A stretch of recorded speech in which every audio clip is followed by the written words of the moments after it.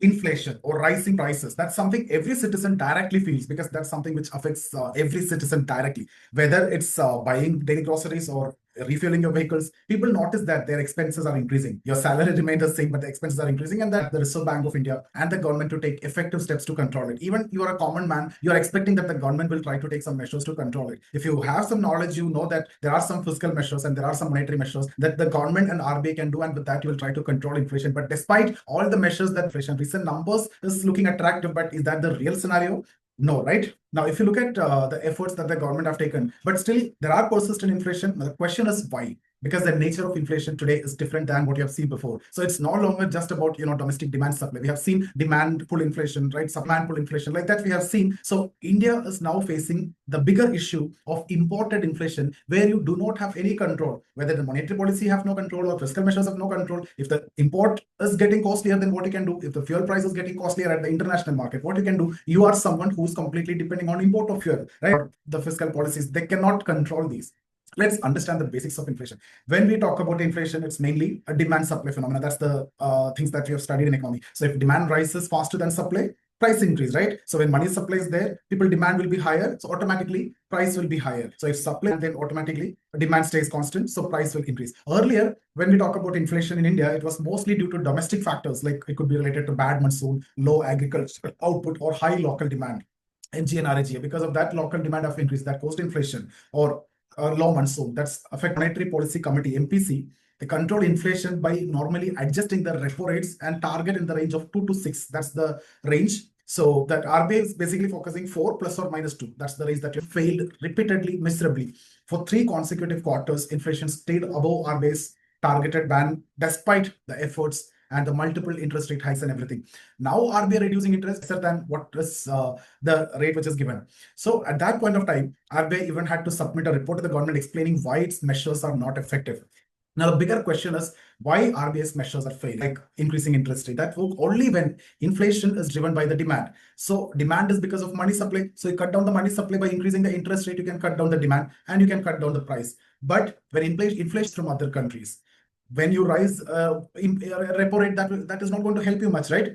When, for example, edible oil, India imports over 58% of its edible oil needs, right? Mainly from Indonesia. The palm oil, rice, edible oil in India becomes expensive.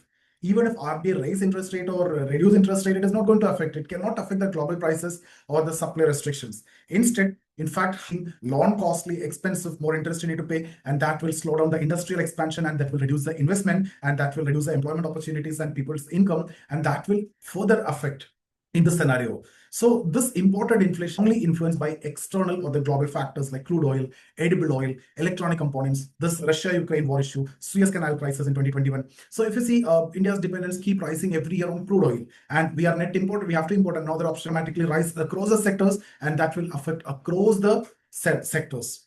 Right? So transportation and production cost will increase, means everywhere it is affected. So crude oil have inflation. When crude oil price is getting higher, it is going to affect all the other sectors. And again, edible oil, heavy import dependence on palm, sunflower, and soybean oils. And electronic components, if you see the supply chain disruptions in China or Vietnam, time we have seen, right, disrupted this global supplies or grains and fertilizers, these supplies. And then that led to higher food and input cost across the world. Here also, Suez Canal crisis in 21.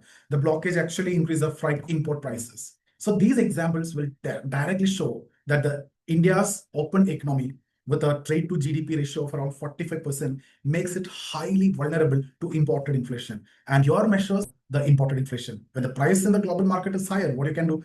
Now, we have, what about this consumer price index and wholesale price index? We are following this, right? So basically consumer price index measures price change at the consumer level, producer level. So these indices basically include some of the imported goods, but they don't separately capture the extent of imported inflation. So when you calculate also, there is an issue. And that's why policymakers cannot easily differentiate whether inflation imports stop these issues, imported inflation. So because of some of these imported items are part of it, right? What is the new proposal?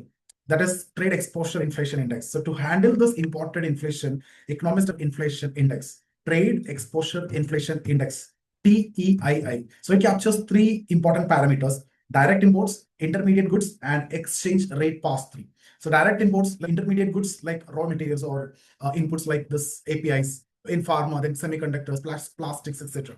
And then exchange rate pass through. When the rupee depreciate, imports become costlier. For example, if let's see dollar is 80, that means 80,000. But if rupee weakens, dollar become 85. So 80,000, the same thing now costing 85,000. So that will completely affect the inflation here. So when rupee depreciate, inflation will be there, because in import we need to pay more.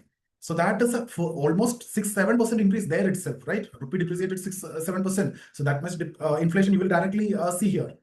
So when rupee fails or when rupee depreciate, inflation, that will also add to inflation, even if the global price remain constant. So see, domestic factors are good, global factors are good. The supply side equations, everything is normal. So you are expecting the same price, right? But if depreciation, it costs 85. So that is the problem with rupee depreciation. It has nothing to do with the global supply. It has nothing to do with the global inflation. It has nothing to do with domestic factors also. It's a problem with rupee depreciation. So different factors have incorporated. So this index that will integrate data from CPI, RBI, and the Ministry of Commerce that will measure how much India's inflation is due to imports. Now, what is the benefit of trade exposure inflation index? Firstly, transparent, because it helps to identify whether the inflation is domestic or external.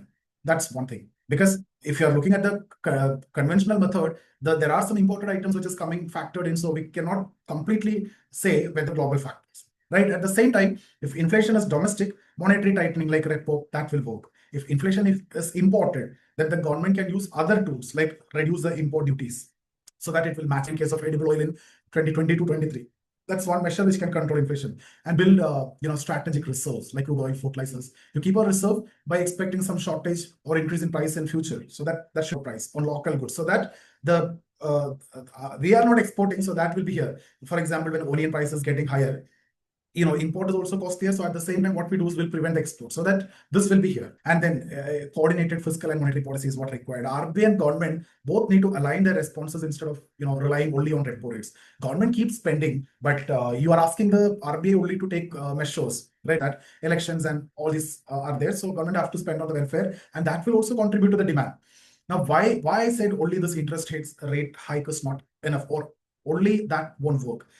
See, when you affect the growth, and that reduce the credit availability also, because you are not getting loans, and that makes it harder for business to expand. That will reduce the production, that will affect the supply. So that way it goes supply side inflation. 47 goal of becoming a developed manufacturer driven economy that need more capital means more low cost capital. That's when this dream can be achieved. So when we talk about broader tools like tariff, import restriction need to be taken out, reduction of tariffs, trade policy changes, and then the reserves, all these must be integrated. That's the kind of approach that you need to have. It's already, track these imported inflation separately. United States, they track the import price index and use tariffs strategically. So if the import inflation you detect, then use the tariff accordingly. Asian economies like, many other AI economies, right? They are also using it. I can't name it, I don't recollect. So India can basically learn from these examples to make its inflation tracking more modern and important reasons. Because if you consider domestic factors, if everything is stable, global factors, if that everything is stable, I've shown you how simply depreciation of rupee itself can increase the prices. So you need to take that also into consideration. You need to add so that you can address inflation, because that is coming because of that. Right? Countries like New Zealand, Australia, they all maintain, similar trade-linked indices. So they can track and they can take such separate measures. Now, the fragmentation, different agencies like NSO, RBI, Ministry of Commerce, they maintain separate data sets. And then weak digital integration, the real-time accurate data that's not available, that's lacking. And then the complex estimation, continuous data validation. So then political sensitivity is also there. The data manipulation risk is there. Delayed household consumption surveys, that's affecting the CPI weights.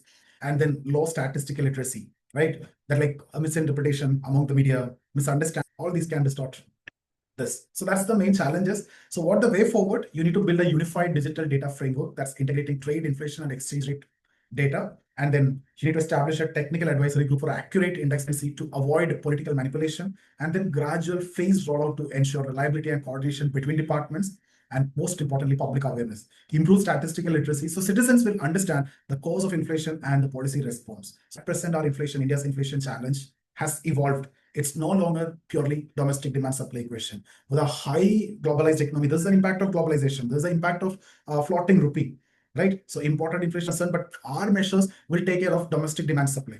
So relying solely on RBI's monetary tools like repo rate, that is not sufficient. that can even hurt the growth. It is not going to control the inflation, but it is going to affect the growth over time. So India, we have to adopt a comprehensive approach. You need to combine monetary fiscal policies along with trade policy instruments supported by accurate data and transparency. So the proposed TEII, the may help the policymakers that will, and we are expecting that to help the policymakers to distinguish between domestic and imported inflation. If that can be done, then the measures can be easy. So, and that will definitely enable smarter and more targeted policy action. So that's what we can expect from that.